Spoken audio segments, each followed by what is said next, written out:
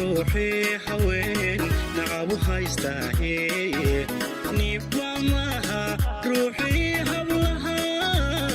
نبارك يستاهي. بسم الله الرحمن الرحيم. السلام عليكم ورحمة الله وبركاته. كسو دوادا برنامج dood cilmiyeed ku saabsan tacdiida ka dhanka inta badan loo geysto haweenka. waxaana barnaamijkan soo qaban qaabiyay hay'adda SWDC. waxaana barnaamijkan si gaar u fangareynaya u taageeraya hay'adaha kala ah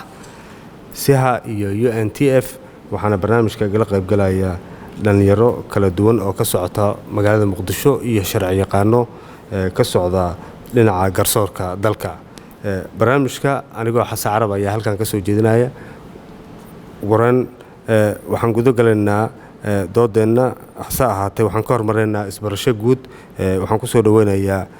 walaashay bal magacaada iyo halka ka socoto. بسم الله مقعي وأنا عبد الرحمن محمود كسعة الأليرة جوال كبنادر ودنيا الأليرة دقمة ذوابري. مقعي وحاوة على عثمان كسعته ورد برشدة كارهان هي أدا SSWC سيف سومال وومن أنجيل دارين. مقعي هو شكري آدم حسين وكسعته ورد الأليرة دقمة ذهذا. مقعي هو حسن نور إسحاق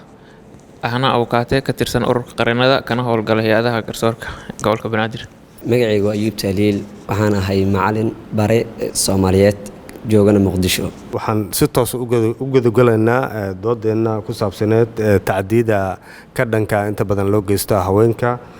iyo gabdhaha. waxaana su'aasha ugu horeysa aan jeclaan lahaa in aan weydiiyo Macallin Ayuub ku soo dhawow bal waxaad sharaxaad kooban inaga siisaa iyadoo la tixgelinayo kala duwanaanshaha magaalada Muqdisho sida looga hortagi karo tacdiida inta badan loo geysto haweenka. markii laga hadlayo tacdiga ka dhanka ah dumarkii haweenka loo geysanayo aad u fara badan tahay tacdiida loo geysto dumarka. anaga haddaan ahay macallimiinta waxaan ahay baahida ugu weyn ee wax soo saarka bulshada qaybaheeda kala duwan. mar haddaad tahay macallin waxaa imaan karo qaybaha badan ee bulshada sida inaad soo saarto ardaydaasna waxay noqon karaan wiilal iyo gabdho iskugu jiraan. waxaan ugu muhiimsan in aad tahay hormuudka wax walba ka hortagi kara. waxaan ugu muhiimsan tacadiga loo geysto dumarka. markaad tahay bare waxaad arki doontaa waxyaabo badan ee tacadiyo badan loo geysto dumarka. waxaan ugu muhiimsan tacadiga ka dhanka ah gabdhaha yararka sida in la jirdilo, in waxbarashada loo diido, in lagu shaqeeyo, sida haweenka oo kale to guryaha u jooga gabdha yaryara inta kuwa qaarkood ayaga ee dhalan waxbarashada u ogolaado kuwa kale ay u yihiin waarid kara in ay yiraahdaan waxbarashada adiga ka joog. kuwa ayaga ee dhalan ee u diraan waxbarashada ay yiraahdaan adiga hooyo orod wax isoo baro quraacda siiso u labisto ee waxbarasho dirto. gabadha kale ay yihiin qaraabo koraad ama gabar loo keenay inay caawisane ee u diiday inay wax barato. marka tacdiida waxyaabahaas ka mid ah wayna badan yihiin. tacadda diriida meesha lagu soo koobi karo laakiin qaybaha ugu muhiimsan ah in guriga maamooyinka jooga ay u sinaadaan caruurta. kuwa dhalaan ay wax dhahan barta, kuwa kale ay yiraahdaan shaqeeyo oo wax qabta. sida looga hortagi karo tacdiida inta badan loo geysto haweenka ee ka dhaca gobolka Banaadir. tacdiyada way soo laabtaan waxay ka dhacaan IDPS sida ka dhacaan waxay ka dhacaan xaafadaha waxay ka dhacaan guryaha saa ognahay. ayadoo haddana ay saas ee tahay haddii marka hore beeska laga soo bilaabin banaanka wax ma soo gaarayaan. haddii guriga laga soo bilaabo oo guriga maxaa la dhahaa hooyada joogto ee soo sameyso cadaalad isleh cunuga gurigeeda ku nool kee dhashay iyo kee dhalin inta same as u noqoto waxay noqonaysaa wax si same ah looga wada dhaqaaqi karo looga dagaalami karo. laakiin haddii hooyada guriga ee midaas soo sameynin wax tagaagaya malaha tacadiga wuu sii balaarana guriga kale sii noqonaa. taas marka laga soo tago haddana tacdiyada inta badan zaa'idka u soo laabto waxay ka dhacaan anaga saa ognahay kaamamkay ka dhacaan. kaamamkaas ayaga ah waxay mas'uuliyad waxa ka saaran dadka degmooyinka qaar ee ku yaalaan gudoomiyaasha ka ah. haddii dadkaas ay kaamamka aysan ka warqabayn xitaa aynkee dad volunteer ah degmada waxaa jira urur dhalinyaro leedahay waxaa jira ururo habeen oo ka shaqeynaya si volunteer ugu shaqeeyo inay dadkaas u diraan ee ka soo awaarneys gareeyaan ee dadkaas kaga soo wacyigeliyaan si hadhow hooyadaas cunuga gurigeeda ee dhash oo u joogo ee dhashay iyo keesan dhalinba ay u noqdaan cunug seem ah. sidoo kale cunuga kaleeta dariskeeda ah maxaa la dhahay agoonka ama rajada ah ee asna ay u caawiso. su-aashan waxaan rabaa inay si kooban sharaxaad ugu bixiso Shukri Aadam. su-aasha waxay tahay si oo maxaan ku dhahay si guud in ay dhalinyarada ugu wada shaqeeyaan ama ay ugu wada midoobaan. marka hore maadaama gobolka Banaadir uu yahay gobol aad u weyn waxaa la rabaa dhalinyarada in la mideeyo. markii la mideeyo dhalinyarada tababaro loo qabto wax la fahansiiyo gudoomiyaasha degmooyinka la isku keeno kadib gudoomiyaha qof walba marka tababarkii loo sameeyay inuu degmadiisa kula laabto si haddana loo tababaro maxaan ku dhahay bulshadii degmadii ku noolaa. tacadiyadan ka dhanka haweenka loo geysto aad bay u soo la laabtaan inta badan zaa'idna waa looga hadlaa. waxayna tahay wax ugu muhiimsan waaye in mar kastaba laga hadlo oo wacyigelin la sameeyo. haddii waxaan qabaa aniga gudoomiyaasha degmooyinka la mideeyo tababaro badanna la siiyo way yaraan kartaa tacdiyada ee gabdhaha loo geysto sharcina lala tiigsado. waa horta tacadi markii laga hadlayo uu badan yahay noocyo badan oo dhici karaa uuna mar walbana gobolka Banaadir iyo meelaha uu ka dhacana inta badan waa laga warhayaa. sidoo kale tacadiga ma ku dhaco haweenka kaliya waxaa kale uu ku dhaca caruurta iyo dadka qaarkood oo baahi loogu faa'iideysto ama qofka oo minority-ga sida loo yaqaano tusaale ahaan haddii uu jiri karo qof baahiya gooni ah ama waxyaabo uu u baahan yahay darteed in loogu faa'iideysto way dhici kartaa. waxyaabaha loogu hortegi karo waxaa isleeyahay inta badan asxaabtii ugu horreeyeen say usoo sheegeen in horta la sameeyo awareness bulshada horta loo jeediyo. labo goobaha uu ku badan yahayna in la ogaado oo goobahaas loo sameeyo guddiyo ama dhalinyaro oo haddii dhalinyarada degmo walba hadda waa urur dhalinyaro way leedahay ururkaas dhalinyaro in taageerid oo la siiyo taageeridaasna oo ku saabsan dhanka tacadiyada iyo sida waxyaabaha ama meelaha uu ka imaan karo oo waxyaabaha sababi karan in hoosta laga xariiqo. markii waxaas hoosta laga xariiqo sharcigii lala tiigsado procedure sax la marsiiyo iyo dadkii naftirkooda oo waxaan u nugul ama ay ku dhacaan inta badan caruurta iyo dumarkana in loo sheego naftirkooda waxaan dhacaya inay sahlaysan oo si general ah dhibaato badan oo bulshadana dhibaato ay ku tahay waxyaabo badan ay ka imaan karaan. marka waxyaabaha loogu hortegi karo waxaa kaloo ka mid ah isleeyahay in platform oo labada dhinac dadka ka shaqeeya iyo dadka loo shaqeeya oo waxaan ay ku dhacaan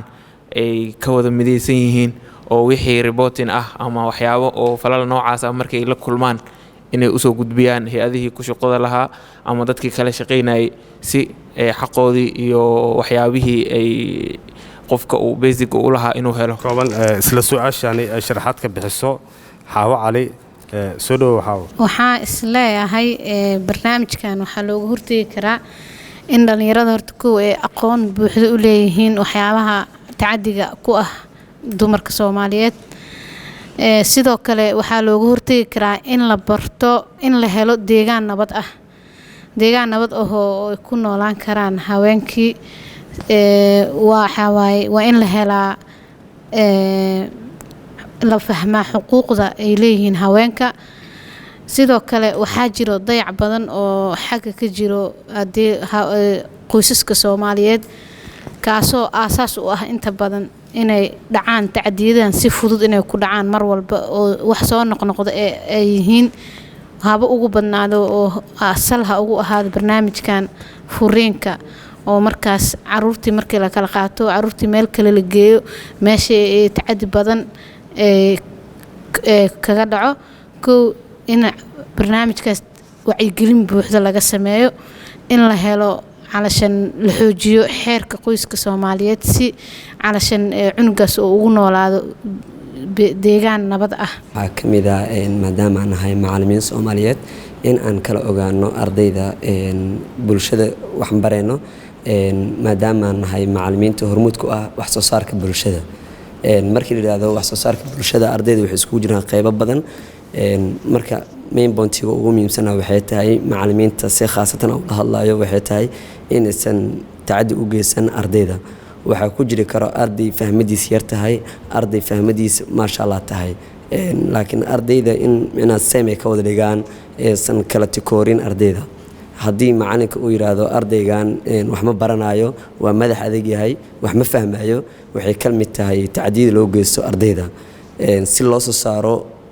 bulsho waxtar leh waa inuu macalinka wax soo saaraa arday waxtar leh muhiimadana waxay tahay sidoo kale in maamooyinka loo sheego la yidhaahdo ardayda ilmaha guryaha idin jooga si ay wax u bartaan soo saara waxaan markaan u baaqayaa canab cabdiraxmaan canab sidee bay dhallinyarada muqdisho si firfircoon ugu qayb qaadan karaan wacyigelinta ku saabsan ka hortegidda xadgudubyada jinsiga ee ka dhex dhaca bulshooyinka dhalinyarada muqdisho marka la leeyahay waa dhalinyarada gobolka banaadir muqdisho waa caasimad saa ognahay gobolka banaadir wuxuu leeyahay degmooyinkaas ayaga ah haddii dhalinyaradooda meel laisugu keeno loo sameeyo wacyigelinadaas loo sameynayo dadka ilaahay horta isku wada mid kamaan dhihin sababtoo ah qofna wax uu qaadani qofna wax ma qaadanayo dadka markii meel laisugu wada keeno waxaa ku jira qof wanaagsan iyo qof xun haddii dadkaas boqolaalkaas qof meel laisugu keeno loo wacyigeliyo waxaa jira dad wanaaga diyaar u ah oo qaadaya fariimeena oo geenaya meelihii loogu talagalay si hadhow dadkaas ayaga aana waxtar ee ugu noqdaan ayna maxaa la dhahay ay kaga baxaan waxyaabaha qaldan ay aaminsan fikradaha qaldan shukri aadan ma jiraan qorshayaal hal abuur leh oo kooxaha ay hogaamiyaan dhallinyarada muqdisho ay ka sameeyeen in ay horumariyaan dhaqan ka hadlaya noocyada xadgudubyada bal su-aashaasi ayaan rabaa inaad si faahfaahsan anigii iyo daawadayaasha inoogu sharax xadgudubka way badan yihiin intooda badan marka laga hadlayana qeybo kala duwanaa loo qaadaa ka dhalinyaro ahaan doorka kaga aadan waxaa waaye in dhalinyarada horta ay yihiin dhalinyaro waxbaratay qofka markuu waxbarto oo uu jaahil ahayn wuxuu fahmi karaa dhibaatada meeshay ka socoto kadib ay sameeyaan dhalinyarada baaritaan tusaale ahaan markii uu dhaco falka oo kaleento caruurta ama dumarka waaweyn in qofkii falkaas loo geystay dhakhtar la geeyo dhakhtar marka la geeyo baaritaan la sameeyo kadib markii baaritaan la sameeyo oo cadeymo badan la helo qofkii la siiyo daawooyinka hortaga haddii ay cudurro u imaan lahaayeen oo kaleento kadib la sameeyo in maxkamad lala tiigsado maadaama ay waxay ka mid tahay qorshayaasha loo sameeyeyba in dhakhtar la geeyo marka horeento isbitaal la tago baaritaan lasoo sameeyo waxaan inay run yihiin iyo in kale la ogaado kadib maxaan ku dhahaye markii cadeymo badan la helo lala tiigsado maxkamadda marka lala tiigsado kaleento qareeno loo qabto laga dooda arrinkaas waxaana aas-aas u ah in la sameeyo xafiis dadka dhibanayaasha ah ay geysan karaan dhibaatadooda ama cabashadooda waxaana aas-aas u ah in la helo cadaalad sax ah qofka inuu cadaalad helo haddii oo ay dhacdo tusaale ahaan wixii falkii uu dhaco kadibna qofkii uu cadaalad helin dhibkeeday leedahay marka ka dhalinyaro ahaan waxaan qabaa in dhalinyarada gobolka banaadir gudoomiyaashooda marka hore la isku keeno tababar la siiyo maxaan ku dhahaye loo sheego in dadkan ay u baahan yihiin cadaalad maadaama haweenka iyo caruurta ay yihiin wax ugu muhiimsan maxaan ku dhahay bulshada tiirku u ah in maxaan ku dhahaye loo helo xaquuq xaawo cali waxaa ka mid tahay mas-uuliyiinta ururada u dhaqdhaqaaqa xuquuqda haweenka warbixin kooban ma naga sii kartaa dadka inta badan tacdiida loo geystay iyo adeegyada aad u sameysaan ururada bulshada soomaaliyeed waxay ka leeyihiin door weyn barnaamijkan ka hortaga tacadiga haweenka soomaaliyeed waxay ka sameeyaan wacyigelin ballaaran waxay ka sameeyaan waxaa u adeego looyaro oo u adeego xuquuqda gabdhaha haweenka soomaaliyeed waxay ka sameeyaan sidoo kale waxaa ku caawiyaan inay daawo helaan oo kale gabadha markuu tacadi ku dhaco in isla markiiba ay hesho keeskeeda marka hore qofkees social worker oo kasoo shaqeeyo dan oo qofka neersinka usoo gudbiyo counseling la siiyo isbitaal la xiriiriyo kabacdi lawyer loo qabto markaas kabacdi maxkamad iyo meeshii kale ay sii martaa. qaarkood waxaa loo sameeyaa madax dejin si in loo meelo ay ku nastaan oo ilaa kiiskooda inta ka socdo seefoosyo kaleeto in lagu haayo. waxay kale ururada bulshada rayidka ay sameeyaan u hadlid joogto ah. waxay ka hadlaan kana dhaqnadaan dhibka ku dhacaya haweenka Soomaaliyeed. waxay kaga hadlaan meel kasta haddii tahay golaha wasiirada, haddii tahay baarlamaanka, meel kasta iyo xarun kasta ay kaga hadlaan xuquuqda iyo tacadiga ku dhacaya gabdhaha Soomaaliyeed wayna u doodaan hadday arkaan gabar dhiban. xasan isxaaq, waa maxay tallaabooyinka sharciga ah u qaadi karo maxaa la dhahaa sheeg dadka inta badan geysta tacdiida? dhanka sharciga horta marka loo fiirinayo saa ognahay waxaan nahay dowlad islaam ah, dal muslim ah 100%. marka hore shareecada islaamka maxay ka tiri in la fiiriyo waxyaabaha loo geysto caruurta iyo haweenka. diinteena islaamka waagii hore dumarkii xuquuq ma aysan lahayn markii waagii jaahiliyada. kadib markii diintii islaamkii iyo bicsadii iyo kadib xuquuqdoodii iyo waxyaabihii ay lahaayeen dhan in ay xoojisay, ay go'aano cad ka soo saartay, xuquuqdoodii heleen. intaas kadib diinta islaamka mar walba way la jirtaa oo garab weyn ayay siisaa dhankii dumarka iyo waxyaabaha ku dhaca. marka laga fiiriyo qodobada sharciga ama shuruucda u degsan dowladeennana dastuurka kumeel gaarka qodob waxaa jira qodobka 15aad oo ka hadlaya qofka nabadgelyadiisa iyo xorriyadiisa, qofkan inuu si ammaan ah ku noolaado aan lagu xadgudbin waxyaabihii uu xuquuqdiisa ka mid tahay inuu nabadgelyo helo. markii violence ay timaadana ama xadgudubna qofkaas nabadgelyadiisii inaa u xadgudubtay oo xaq uu lahaa aajibisay ay ka dhigan tahay. waxaa kaloo jiro xeerka ciqaabta Soomaaliyeed asna uu ka hadlayo oo qofkii ku dhaqaaqa ama ku kaca falalka noocaas ah wuxuu uga hadlay qodobada 398 ilaa iyo 401. afartaas qodob waxay ka hadlayaan dembiyada ka dhanka ah ama tacadiyada oo jinsiga iyo waxyaabaha ku saabsan. intooda badanna waa xeerka ciqaabo oo ilaa iyo wuxuu saaray 5 sano ilaa iyo 15 sano, iyo 15kaasna waxay ku qiimeysan tahay garsoorihii markaas dacwadaasi galayay. Ayuub, waxaa ka mid tahay barayaasha Soomaaliyeed, door caynkee ah iyo macallimiinta ay ku leeyihiin wax ka qabashada ama ka wacyigelinta bulshada dadka inta badan xadgudubyada geysta? markii la yiraahdo baraha waa midka ugu muhiimsan wax soo saarka bulshada. tacadiga ka dhanka ah haweenka waxa ugu muhiimsan aan rabo inaan ka wacyigelino dadka, aan barno in ay yihiin lafdhabarka ugu muhiimsan bulshada, haweenka inay yihiin. maadaama aan nahay bare, waxaan rabnaa inaan soo saarno arday da'yar, gabdho iyo wiilal iskugu jiro si aan uga hortagno tacadiga ka dhanka ah haweenka. marka waxaan rajaynaynaa in insha Allah macallimiinta Soomaaliyeed meel walbay joogaan ee ardayda bulshada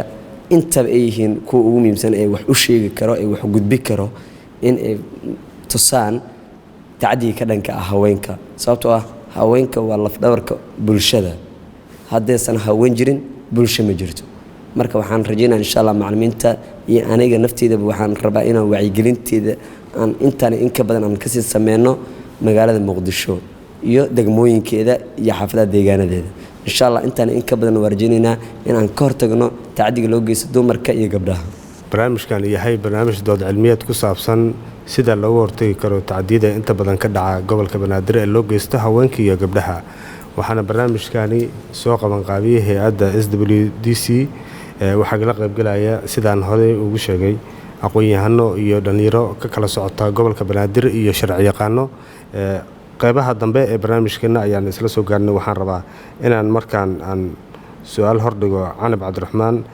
ma jira caqabado gaar ah oo ay dhalinyarada la kulmaan marka ay way jiraan caqabado dhowr ah oo tacadi ku ah dumarka ama gabdhaha Soomaaliyeed. gabar waxaa arkaysaa la dhibaateeyay, rafaad soo martay soo siliicday keeskeeda soo gaaray meel sare dacwadeeda meel fiican ayadoo maraysa gabadha moraalka u dhisan yahay oo ay isdhehayso gabadha maanta waxaa heshay cadaalad wax dhex soo gala wada dhaqmeed wuxuu leeyahay xeerkeena ma ahan in ilaa meeshaas kees la gaarsiiyo xeerkeena ma ahan in gabadha maxaa loo shaacinaa ninka gabadha waa loo miirinaa adeegaas wuxuu sameeyey 2 kees gabadhiyo ninkii xanuunjiyey iyo ninkii xanuunjiyey wadan guri loo sii geeyay gabadha koos qofka marka hadii laba moraal jab liskugu daro waxay noqonay inuu niyada ka dhintay noqonay ninkii hore banaanka ugu soo tacadi garooyo oo usoo maxaa la soo kufsaday hadana isla guriga loo geeyay hadana gurigi ninkii banaanka dhibka kala soo kulmay guriga maxay kala kulmi kartaa aqabad kala hor le guriga kala kulmay marka gabdhaha qalbigooda in la ilaaliyo aad u wanaagsan tahay oo dhaqameedyada dhibaatada ay ku hayaan bulshada ka dhaafaan caqabadaha markii la yiraahdo ma noqon kartaa in kiis تعدي وكله إن قف هوين لو جستي وكله اللي لادو ورجبدان شرفت دنيان لعبين أننا هنا عبيننا سدان أرنت هالوجود بقوله هالوجود ميو إن عقبات أو كنا قطوا قف كان حقوق ذا دو حيد الوجود تستي ما دعدا ودعدا كيسس بدنا عرقنا أنا أنت على شقيني إن هذا ودمد وبري أهان كيسس دور أنا نسومر وهذا أصوري فرق مركب ميل دحكيس كمرة هنا ورقمات كسر دوقيله رقمات كوحسلية هاي laba siboort uu ku fikiraa gabar sharafkeeda maxaa la in banaanka la keeno la dhooninka uu kufsad ceeb way uu kule sinna calooshiis u shaqeysto way wuxuu ku qaadanaa gabadha sharafkeeda inuu ilaalinayo taas macnaheedu wuxuu ka gadaa dadka waalidiinta inta badan kuma baraarugsana in gabdhaha xuquuqdooda loo doodi karo xuquuqdooda meel loo saari karo hooyada waxay ka fikiraysaa gabadheeda laga soo muujinayo social media laga arkayo la leeyahay gabadha waa la kufsaday ee ka moraal dilmay laakiin hadii hooyada la awaarnis gareen lahay oo si degan wax loogu sheeg lahaa oo leeyahay gabadhaada cadaalad hoole ee hele si gabadhaada cadaalad ee ku hesho gabdhaha kale ka dambeeyana gabadhaada ee tusaale ugu noqdaan nimankan ay kaga leexdaan hooy midaas sameeyna ku dhaqaaqan hooyada waa qaadanay laakiin hadii la gabadhaada wax gursana ma lahan hadii mar social media gabadhan idin jabay marka dhaqameedada in iska dhaafana fiicantaas hadii in case ay celin karin ragaan oo gabdhaha iska kufsanayo inay ka dhaxbaan rag gabdhaha meel laga saaro shukri aadam iyadoo la tixgelinayo saameynta dhaqanka guud sidee ay dhalinyarada u isticmaali karaan warbaahinta bulshada iyo goobaha kale si looga hortago tacadiyada inta badan loo geysto haweenka horta warbaahinta qaybaha loo isticmaali karo waxaa kamid ah warbaahintu waxay bidhaamisaa dhibaatooyin badan oo dadka ku dhaco ay bidhaamisaa waxaa la rabaa marka kiiskii markuu dhaco oo kaleento in warbaahin loo waco ama TV ha ahaado ama idaacad ha ahaato cod ahaan ha loo gudbiyo ama muuqaal ahaan ha loo gudbiyo inta badan warbaahinta dadka ka shaqeeya waxay sameeyaan tusaale qofka dhibanihii ahaa ay wajigiisa soo muujiyaan marka si looga hortago waxaa la rabaa qofka dhibanaha dhibaatada ku dhacday in aanan la sheegin meesha uu degan yahay magaciisa 2 heybtu ka soo jeedo kaleento 3 iyo maxaan ku dhahay aan isticmaalin yani si aan qofkii dadka looga dhax garanin sababtoo ah qofkan markii la ogaado gabadhan oo kale dhibaatada marka loo geysto oo kufsiga markii ay ogaadaan bulshada isla bulshada ayaga tacadi u geysanay marka gabadhi markay wadada marayso kaleento waxay leeyihiin waa taasa gabadhii TV-ga laga soo deynayay maxaan ku dhahay tacadiga loo geysanayay ay leeyihiin marka ka warbaahin ahaan dhalinyarada waxay sameyn karaan in ay maxaan ku dhahay ay sameeyaan qofkii magaciisa ay qariyaan wajigiisa ay qariyaan ilaa kiiskii uu maxaan ku dhahay gabadhii loo helo cadaalad loo helo inay wajigiisa qariyaan oo kaleento magacii ay qariyaan goobtii wax ay ka dhaceen laakiin ay si sax aadana ay u soo gudbiyaan oo bulshadii si sax ay ugu gudbiyaan marka sidaas ay kaga qayb qaadan karaan dhalinyarada macallin ayuub door intee la eg ayay macallimiinta ka ciyaari karaan u doodista kulamada wacyigelinta dhamaystirka dugsiyada si loo hubiyo in inta badan tacadi loo geystay oo kale haweenka marka door ay macallimiinta ka ciyaari karaan arintaas marba hadii la yiraahdo macallin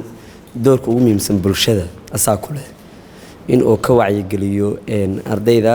wuxuu ka soo saari karaa isla meeshaas ardayda guryahooday tegayaan haddii macalinka iskuulka iyo goobii waxbarashada oo ku wacyigeliyo ardayda oo wax u sheego gabdhaha iyo dhalinyarta iskugu jirta wiilasha oo wax u sheego qaabkay wax u jiraan wax u bayaaniyo tacadiga loo geysana dumarka ka dhanka ah haddii asiga oo u bayaaniyo oo u iftiimiyo macalinka ayaga waxay awoodi karaan ilmahaas in ay geeyaan guryahooda sida maalan markii cunug wax baranayo iskuulka uu joogo macalinka wax u sheego wuxuu awoodaa inuu inta guriga tago oo u sheego hooyadii maanta wuxuu la soo kulmay marka macallimiintu qeybaha ugu muhiimsan ee bulshada ayaga iska leh in ay gudbiyaan tacdiga ka dhanka haweenka ama gabdhaha loo geysan karo macallin Ayuub ma moodaa in ay gabeen macallimiinta kaalintii iyo doorkii ay mudnaayeen oo ah inaysan ku koobnaan kaliya in caruurta ama dhalinyarada ay siiyaan cashiro ama duruus kaliya ay ku koobnaadaan ee ahayd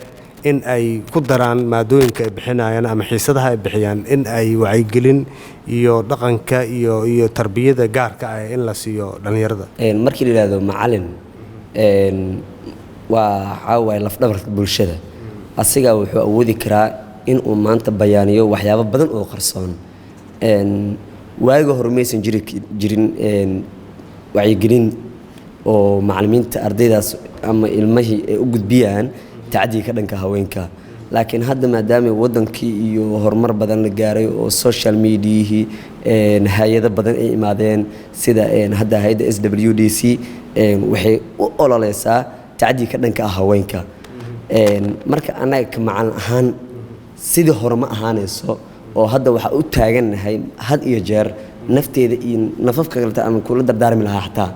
in aan ka hortagno tacdiga ka dhanka haweenka macalinka markuu wax bayaaniyo yaa wax sheegi karo macalinka iyo u sheega bulshada markii yaa kamid ah ardaydii dad badan iskugu jiraan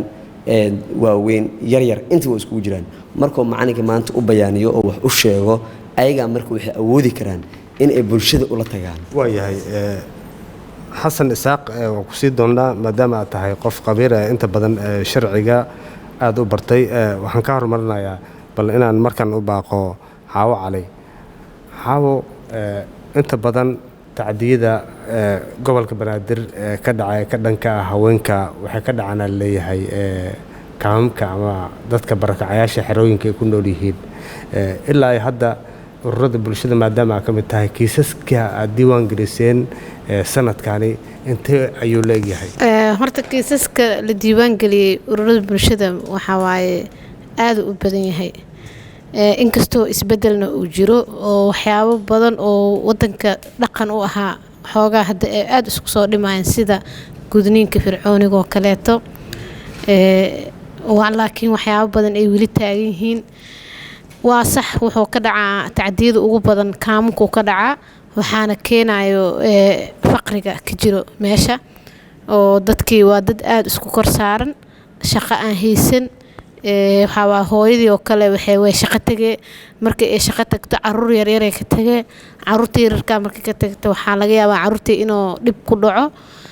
dhibkaasna marka waxaa u sababa caruurtii ma aysan haysan wax daryeelo oo meesha joogo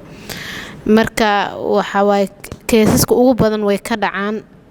xeryaha barakacayaasha sidoo kalena magaalada dhexdeedana way ka dhacaan oo waxa waaye guryaha qaarkood way ka dhacaan waxaana ugu badan oo inta badan tacadiga haweenka Soomaaliyeed oo u sabab ah arrin la xiriirta dhaqanka Soomaaliyeed oo maybe aan dhihi karin diinu ku saleysan yahay iyo faqriga labadaba intaas marka hay'adahana waa wax badan ay diiwaan galiyaan inkastoo hadda oo isbedel la dareemayo wacyigelin badan markii la sameeyay ka bacdi xasan isxaaq sharciga sidee dadka inta badan oo u maareeya markii ay la kulmaan tacdiyo haddii ah leed tacdiyada sida gaarka haweenka loogu geysto sharciga iyo xuquuqdooda qaab ceenkee ayay u helaan markii laga hadlayo horta sharciga wax hadda oo dahaaran ama oo mugdiga ama hoos ku jira ma ahan wax cad ah oo diinteena islaamka iyo shuruucdii dalka u deganaa kulligood ay qeexeen waxyaabahaasna qofka kaliya wuxuu u baahan yahay markii loo sheego xuquuqdiisa aasaasiga ah oo bani aadanimada ama insaani ahaan ama shakhsiyadiisa uu u lahaa markii qofkan la gaarsiiyo ama loo sheego wax walba oo xuquuqdaas ka dhanka ah ama ku xadgudba waxay noqonaysaa qofkan in oo la dhibaateeyey. sharcigana mar walba uu qeexay uuna sheegay oo qodobo oo xeerka ciqaabta iyo dastuurka iyo kulli uu ka hadlay. diinteena islaamkana waa mar walba saa hore u sheegayna way noo caddaysay. waxaan rabaa su-aal guud inaan idin weydiiyo ma jira fikrado tababaro la xiriira oo gaar ah oo ay tahay in la siiyo dhallinyarada si loo xoojiyo iyagoo laga eegayo in ay ka fogaadaan inta badan tacdiyada iyo xadgudubyada ay geystaan? waa jira tababaro, waxaa jira hay-ado badan oo tababare bixiyaan oo dhanka iyo maxaa la dhahay tacdiya gabdhaha loo geysanayo. waxaa ka mid ah SWDC anaga inta badan tababaradana siiso. tababaradaas ayna siiyaan waxay naga saaciday ka degmo ahaan haddaa u hadlo in hadhow kaysaska ka dhaco degmadeena iyo eriyada degmadeena anaga ku hareereysan hay-adda usoo gudbino ee hay-adda garab naga siiso ee qofkaas danyarka ama maskiinka la dhibaateeyey ee caawiso. taasna waa ugu mahad celinaynaa. sidoo kale waxaa jiraan saldhigyada anaga noo dhow, saldhigeena ugu horeeyo haddii kees uu dhaco meesha ugu horeysa aaggeena meesha waay. kabacdi ayadaa saldhigaas naga sii caawinayo tiimka hay-adda iyo saldhiga iyo isla shaqeeyaan. waayahay maxaad ku beeri lahayd adin? hay-adahaas bulshada rayidka wax inta badan waxay sameeyaan wacyigelin badan. haddaan tusaale usoo qaato hay-adda hadda aan ka socdo SSWC Save Somali Women and Children waxay sameysaa tababaro aad u fara badan ee ugu horeyso dadka ku dhaca survivorska inay u sameyso tababar xarqaamo ah kaasoo noloshooda ku maareystaan. sidoo kale waxaa loo sameeyaa wacyigelin joogto ah, waxaa loo sameeyaa tababaro oo loo qabto taasoo lagu baro sidii loo yareyn lahaa ama looga hortagi lahaa caqabadaha keenayo in haweenka ku dhaco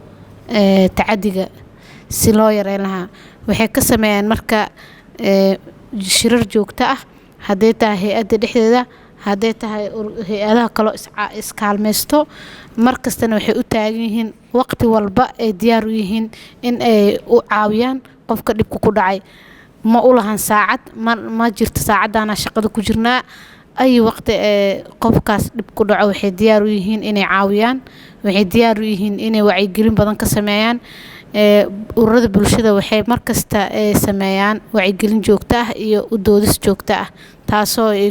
rajo weyn kaga qabaan in looga gudbo caqabadaha hortaagan haweenka Soomaaliyeed. ka dhalinyarada degmada Hodan ahaan dhalinyaradeena waxaa la siiyaa tababaro aad u fara badan oo ku aadan si ay u yaraadaan tacdiyada loo geysto gabdhaha. maadaama tababaradaas la bixiyo waxaana loo sheegaa inay si yacni qof walba tababarkaas qaatay si uu u gaarsiiyo min xaafad. marka tababaradaas waa la sameeyaa dhalinyaradana sidii ay tahay ayay u qaataan. degmadeena ahaan tacadiga gabdhaha loo geysto zaa'id ugu yaryahay. waxaana loo sameeyeyba sharci ku aadan in markii oo gabar oo kalento tacadi loo geysto in maxaan ku dhahay ciqaab la marsiiyo qofkii tacadigaas geystay. su-aasha u dambeysa waxay tahay maxaa tallaabo aad haysaan si looga hortago ugu dambeyntii dadka inta badan tacdiyada loo geysto xadgudubyada ka dhanka ah haweenka sida looga hortagi karo? maxaad ku talin lahayd? taladaada maxay tahay sida looga hortagi karo dadka inta badan tacdiyada loo geysto? ka macne ahaan waa waxyaabaha ugu muhiimsan waxaa ka mid ah in aan tagno goobaha guryahooda, inaan ugu tagno goobaha waxbarashada la badiyo tacdiyada si looga hortago. si khaas ah waxaan uga mahad celinaa hay'adda SWDC oo keentay in aan si fiican looga hortago tacdiga ka dhanka ah haweenka iyo gabdhaha loo geysanayo. haddaysan jirin ururo u istaago waxyaabo badan aan halaabi lahaa. marka alxamdulilah waxaan helnay hay-ado badan uu istaago sida mid ugu muhiimsanay tahay hay'adda SWCD ugu badan waxyaaba ololeeya ka macna ahaanna waxaan qaadanay koorsooyin iyo tababaro badan si aan uga hortagno tacadigaas insha Allah waxaan rajaynayaa anagana inaan tababarkii iyo wixii la siiyay aan ku dhaqaaqno intaan in ka badan aan sameeyno sharciyaqaan Xasan Isaaq maxaad ku tali lahayd sida looga hortagi karo tacdiida inta badan loo geysto haweenka ama xadgudubyada ka dhanka ah haweenka iyo gabdhaha iyo sida ay bulshada u aamin lahayn sharciga markii horta oo la yiraahdo sidee looga hortagi karaa ama maxaa talo ah soo jeedin lahayd way iska badan yihiin laakiin dhanka sharciga marka ka fiiriyo waxyaabaha hadda oo main points-ka ah waxay tahay in qof walba horta oo muwaadin walba Soomaaliyeed inuu horta message wado oo qof walba oo waxyaabahaas u nugul ama ay ku dhici karaan inuu horta message oo awareness ah gaarsiiyo intaas kadib meelaha hadda oo u badan ee waxaas ka dhacaan waxa kamid ah IDPs-ka marka community leader IDPs-ka in horta la soo ururiyo naftooda tababaro la siiyo waxyaabaha xuquuqda ay leeyihiin dhanka sharciga ah laga tuso loona fududeeyo ama loo sameeyo meelo ama santaro ay la soo xiriiri karaan oo free ah oo lacag la'aan ah tusaale ahaan hadda sida xarumaha booliiska iyo ambulance camal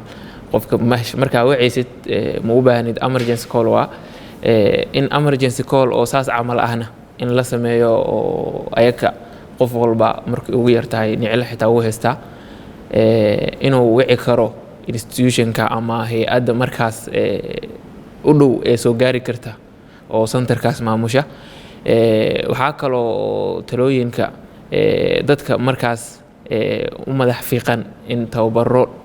oo loogu hadlaayo waxyaabaha xuquuqdan asaasiga ah iyo qofka nabadgelyadiisana in lagala taliyo oo uu message-kaas qaado goobtii loogu talagalay iyo qofkii loo baahnaa inuu u geeyo waxaa loo yareyn karaa oo kaleento in qofka uu naftiisaba uu dayicin tusaale ahaan gabadha markay tagto meel cidlo oo kaleento meel cidlo markay tagto oo kaleento oo dad aysan ka dhaweyn dhibaato ku dhici karto sidoo kale waalidiinta in ay caruurtooda xiriir fiican ee la yeeshaan tusaale waxaa jiro gabdho marka dhibaato loo geysto kaleento way qarsadaan waalidku iyagoo ka baqaaya waalidkooda inay dhibaato u geystaan marka waalidiinta waxaa laga rabaa in ay la sameeyaan ilmahooda xiriir fiican si dhibaatadii kusoo dhacday ay u sheegaan sidoo kale maadaama macallin iskuulna uu nala joogo macallimiintana waxaa aan kula talin lahaa iyakana in ay ardaydooda ayagan xiriir fiican la sameeyaan ee ku dhahaan gabdhaha ay u sheegaan dhibaato noocaas haddee dhacdo la wadaag macallinkaaga ana waxaan soo jeedi lahaa in kow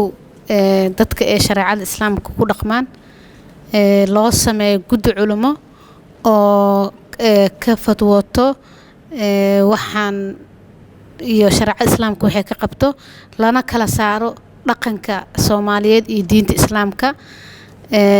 wixii dhaqanka ka suubanna aan qaadano wixii dhaqanka calashan diinta ku salaysnayn aan ka tagno waxaan dhihi karaa gabdhaha waxay heli karaan markaas biyo aad nabad u ah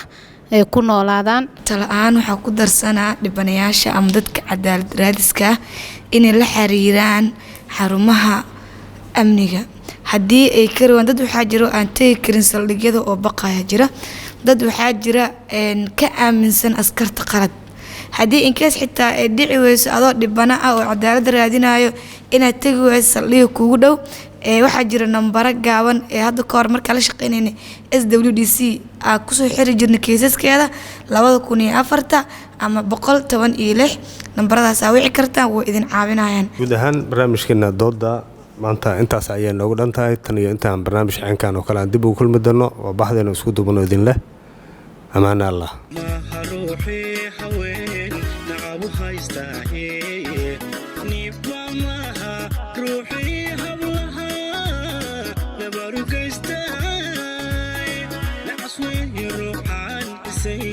ناسكي هو شقي